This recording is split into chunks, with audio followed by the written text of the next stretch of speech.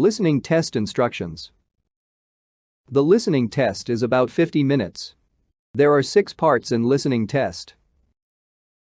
You will have about 6 minutes to listen to each passage and answer the questions. The passage will be played once.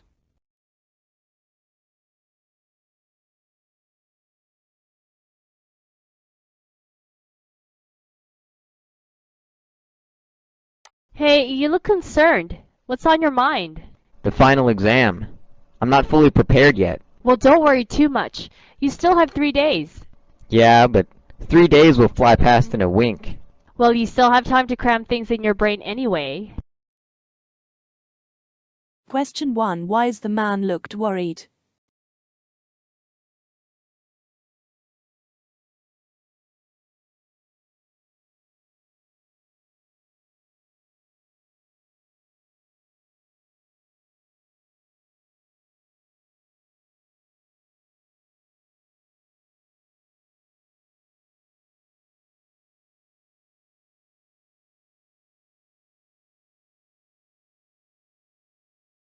You will hear a conversation in 3 sections. You will hear each section only once. After each section, you will hear 2 or 3 questions. You will hear the questions only once. Choose the best answer to each question.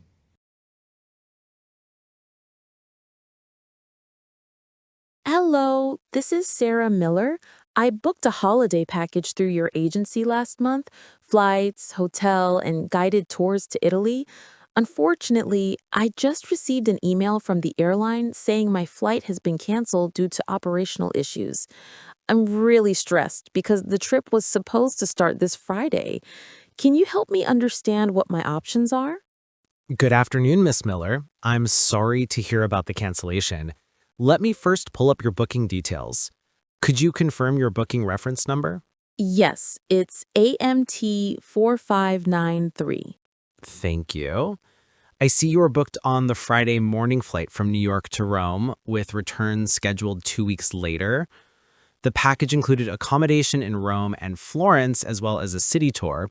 Since the airline canceled the flight, you're entitled either to a refund or to be rebooked on the next available service. A refund would be my last choice because I've already arranged time off work. Is there any possibility of moving me to another flight around the same dates? That's definitely possible. I'll check alternative departures for you. Depending on availability, we might need to adjust your tour start date by a day or 2. Would you prefer to leave a day earlier or later if necessary? Leaving a day later would work better, since I still have flexibility at the end of my vacation. What is Sarah's main concern about her trip?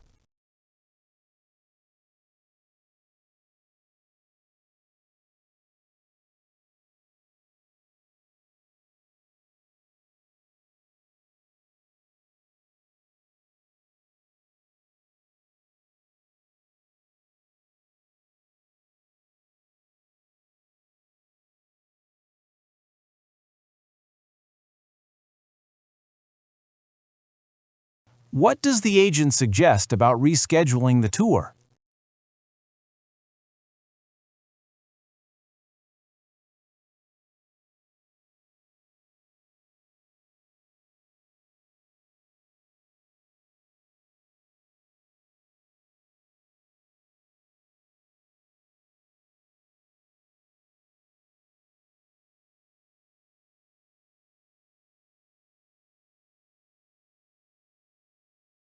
What is implied by the agent asking about leaving earlier or later?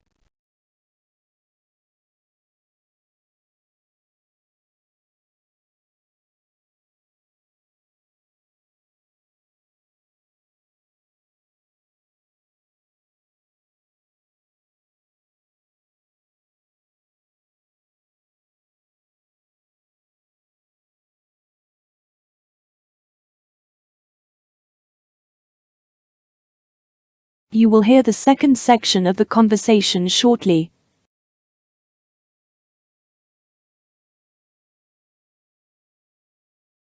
Great. I see there's a Saturday morning flight with the same airline arriving in Rome just 24 hours later than your original plan.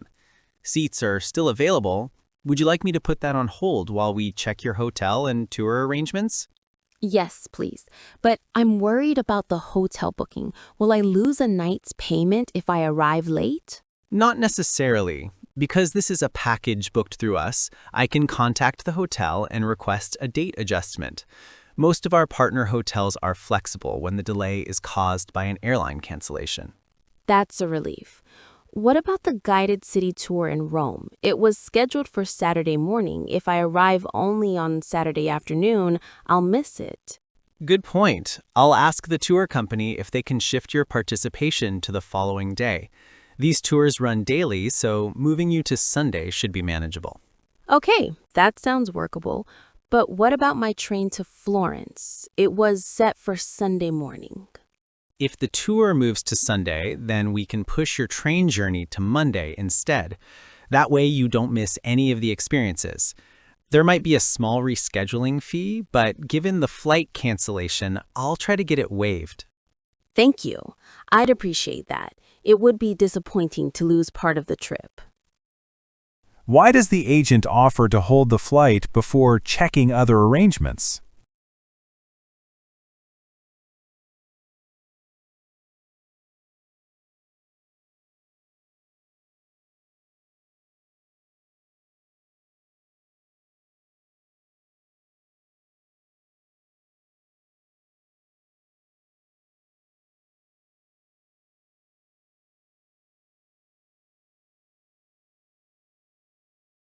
What does Sarah implicitly value most?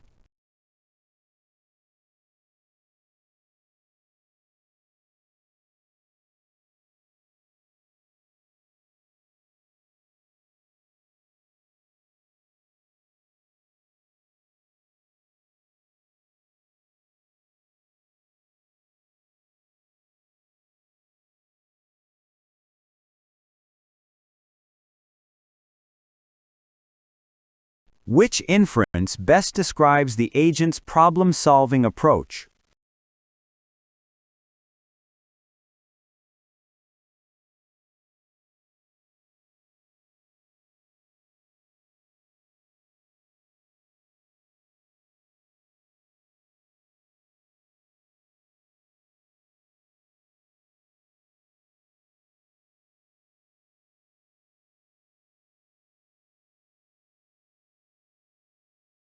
You will hear the third section of the conversation shortly.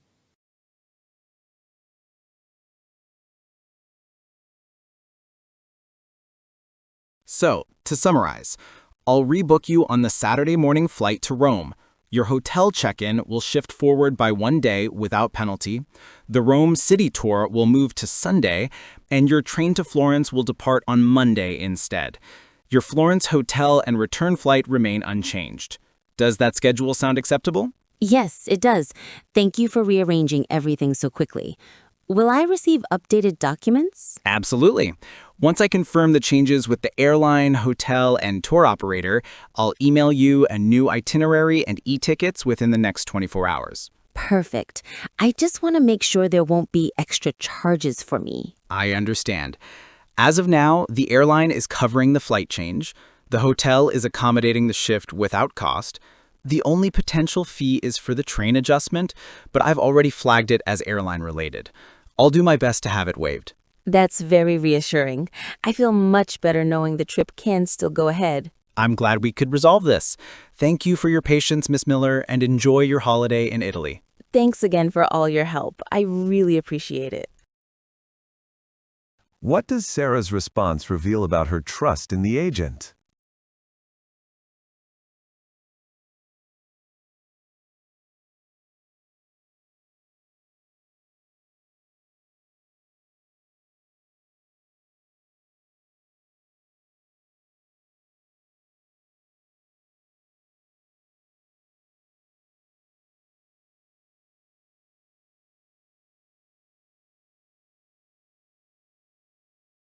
Why does the agent repeat the details of the itinerary?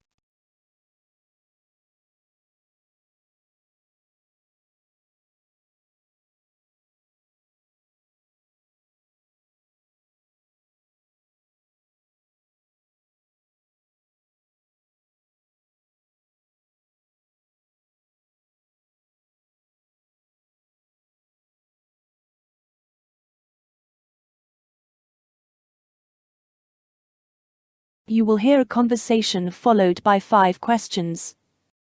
Listen to each question. You will hear the question only once. Choose the best answer to each question. Fiona, is that really you? Michael! Oh my goodness, I can't believe this. How long has it been? Must be at least 15 years.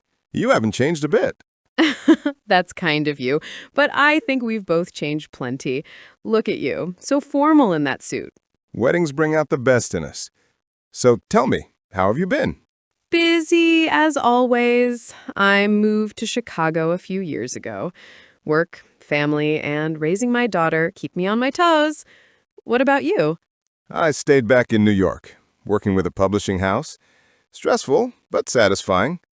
Honestly, seeing you here is the highlight of the evening. That's sweet. Remember our university days at Greenwood Cafe? You always argued for croissants while I ordered chocolate muffins. And you always won. Some things never change. True. By the way, I came here with my husband Daniel, though he's busy chatting somewhere. My daughter Sophie is with the kids. I'd love to meet them later. As for me, no wife, no kids yet. My family keeps teasing me about being too picky. Maybe you are, but the right person always shows up at the right time. I hope so. Talking with you now makes me realize how much I miss these conversations. Same here. I guess we let life take over, but it's never too late to reconnect. Absolutely. Let's plan dinner in the city sometime soon. I'd love that. Let's make sure it happens this time. Deal. By the way, doesn't the bride look stunning? She does. And this music, it reminds me of our college fest. Remember when you sang at the talent show? Oh no, don't remind me. My voice cracked and the whole crowd laughed. That's what made it unforgettable. True. Friendships and memories like these are what really matter. Couldn't agree more, Michael. This wedding gave us more than just a celebration. It gave us back an old friendship. Michael's greeting indicates that he is feeling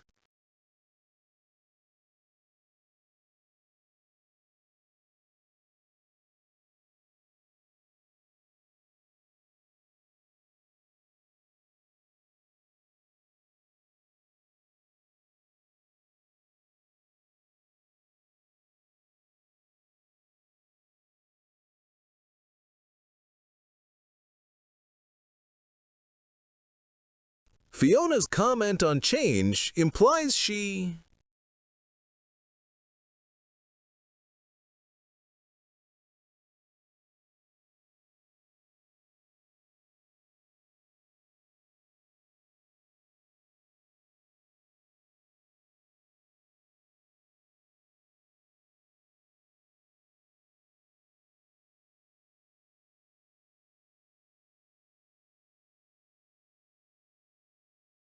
From Fiona's description of her life, we could infer she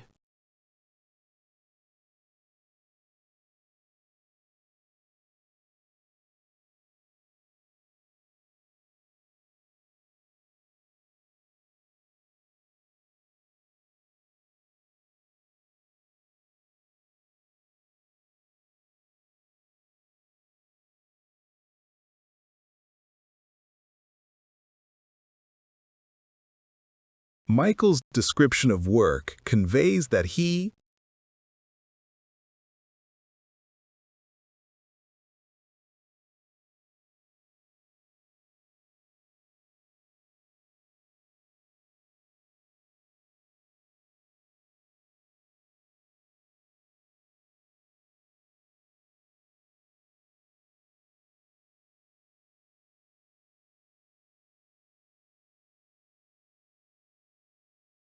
Michael's remarks about being single suggest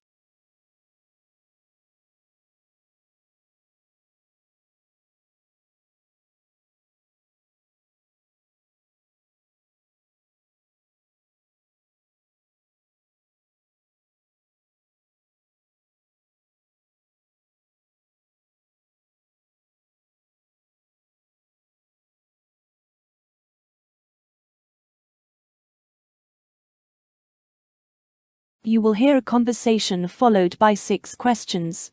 Listen to each question. You will hear the question only once. Choose the best answer to each question.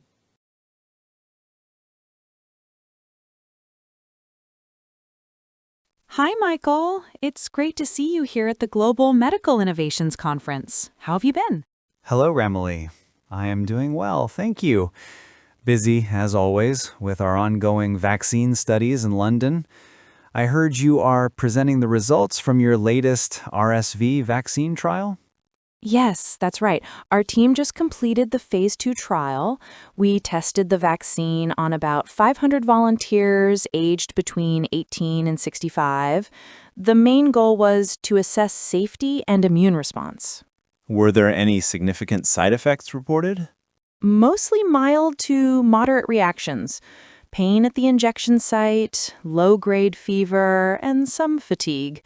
No serious adverse events occurred. What's most promising is the immune response. It was robust, even in older participants. That's encouraging. Did you include a control group? Yes, we used a randomized double-blind design with a placebo group. The antibody levels were significantly higher in the vaccinated group, and T-cell responses were stronger than expected. Very impressive. In our trial in London, we are testing a similar vaccine platform, but focusing on younger adults, aged 18 to 30. The antibody responses are strong, though we are monitoring long-term immunity over 6 months. That's crucial. Did you notice any differences in participants with previous RSV exposure? Yes, participants with prior exposure had higher baseline antibodies, but the vaccine still boosted their immune response effectively. It seems our studies complement each other. I think combining our data for a meta-analysis could provide stronger evidence for moving to phase 3. Absolutely, Emily. Let's plan a detailed discussion tomorrow. A joint publication would be valuable. Perfect, Michael. I'm looking forward to it. Which subtle implication about Dr. Carter's vaccine trial can be drawn?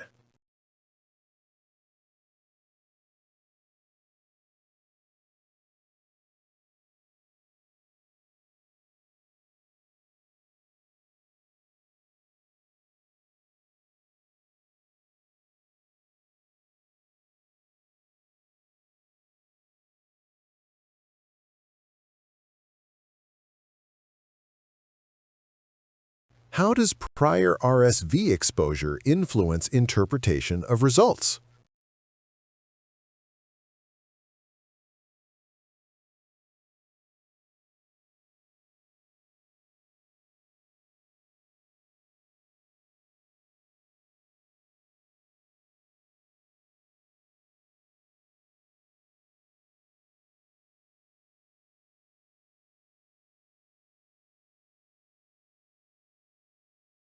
What underlying rationale justifies the meta-analysis suggestion?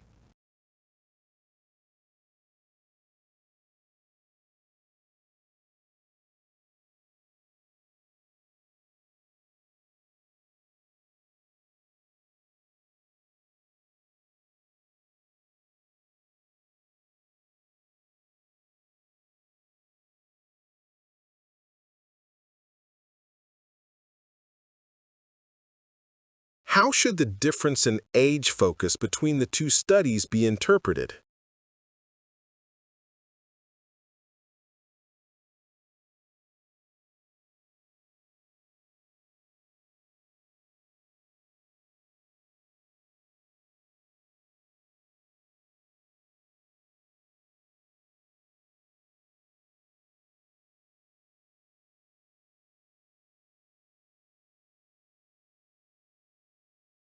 What nuance is implied about T-cell responses in Dr. Carter's trial?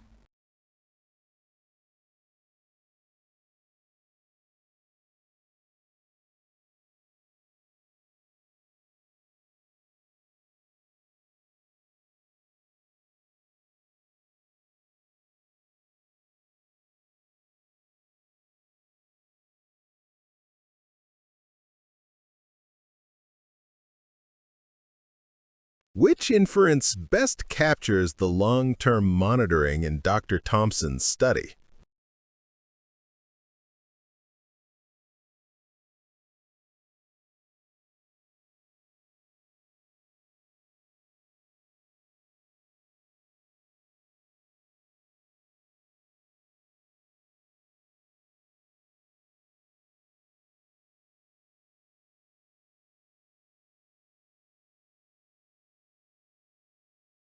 You will hear a news item once. It is about 1.5 minutes long. Then 5 questions will appear. Choose the best way to complete each statement from the drop-down menu. In an unprecedented event yesterday, a massive power outage swept across multiple states, leaving millions of residents without electricity for hours. According to officials, the blackout began in the late morning and quickly affected both urban and rural areas, disrupting daily life and essential services. Power companies reported that the outage was triggered by a sudden failure in a major transmission line, which cascaded through the grid and caused widespread disruption. While investigations are ongoing, engineers are working tirelessly to restore electricity safely and prevent further failures. The impact of the outage was immediate. Traffic lights went dark, causing severe congestion in major cities, while hospitals struggled to maintain emergency services using backup generators. Public transportation systems, including trains and metro services, faced significant delays, leaving commuters stranded. Residents reported difficulties in accessing clean water as pumping stations lost power, and many households were without heating or cooling systems in extreme weather conditions. Authorities have urged people to remain calm and conserve energy where possible. Emergency response teams were deployed to assist those in critical situations, and several shelters were opened for vulnerable populations, including the elderly and patients on medical equipment. Experts emphasize that this event highlights the fragility of the power grid and the urgent need for investment in infrastructure modernization. Such large-scale outages are rare, but they remind us how essential reliable electricity is for modern life, said an energy analyst.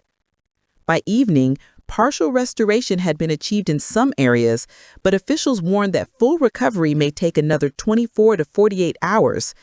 Citizens are advised to stay updated through local news channels and follow safety instructions until the situation stabilizes. This outage serves as a stark reminder of the critical role electricity plays in daily life and the challenges authorities face in maintaining uninterrupted power supply across vast regions.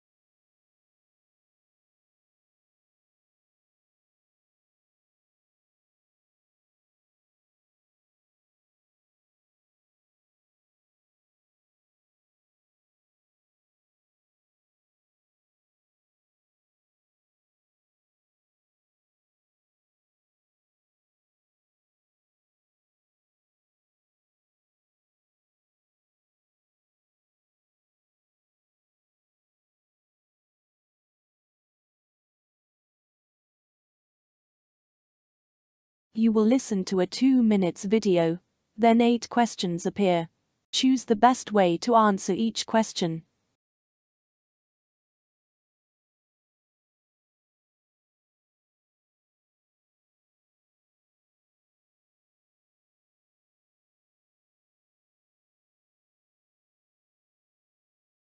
Good evening, everyone.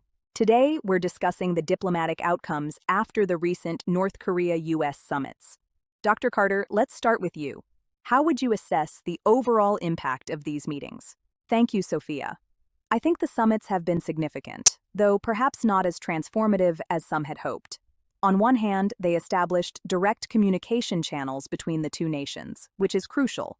North Korea's willingness to engage, even partially, indicates a shift from complete isolation.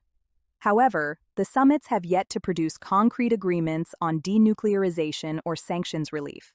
So, the impasse. I agree with Dr. Carter. The symbolic nature is important in diplomacy, especially when dealing with long-standing tensions. But we have to consider the limitations. North Korea has a history of making commitments that are hard to verify, and the U.S. administration faces domestic pressures that restrict flexibility. These factors make it difficult to move beyond statements and gestures to actionable outcomes. That's a good point, James.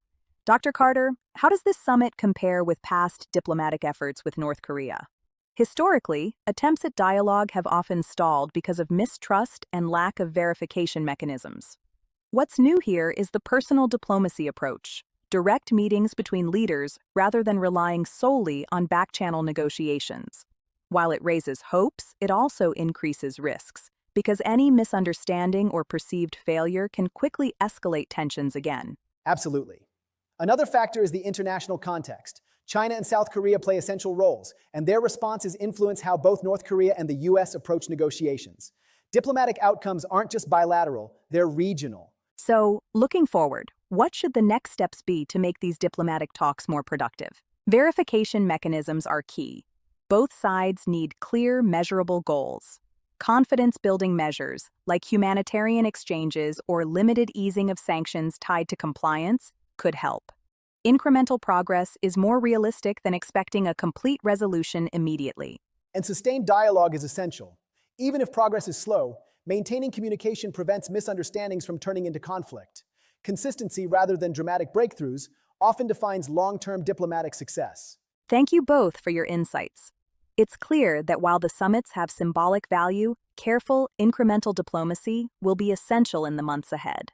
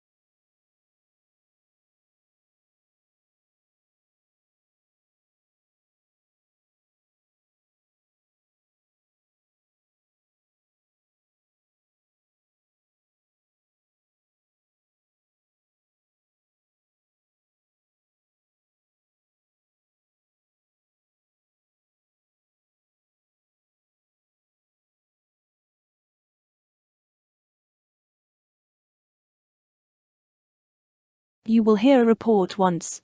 It is about 3 minutes long. Then 6 questions will appear. Choose the best way to answer each question from the drop-down menu. Child labor continues to be a critical issue worldwide, affecting millions of children who are deprived of education, basic rights, and a safe childhood. From factories in Southeast Asia to agricultural fields in Africa and Latin America, children are forced to work long hours under harsh conditions, often risking their health and safety. Many argue that eradicating child labor is not only a moral obligation, but also essential for building sustainable societies. Education is widely considered the most effective tool in this fight. By ensuring access to quality schooling, children can acquire skills and opportunities that break the cycle of poverty, reducing the need for them to work at a young age. International organizations such as the International Labor Organization, ILO, and UNICEF have made significant strides in raising awareness, setting standards, and monitoring child labor practices. However, critics claim that these efforts often face challenges due to weak enforcement, lack of resources, and local socioeconomic pressures.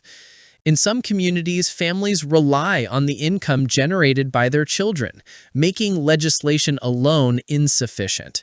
This has led to discussions about integrating economic support programs for families alongside stricter labor regulations.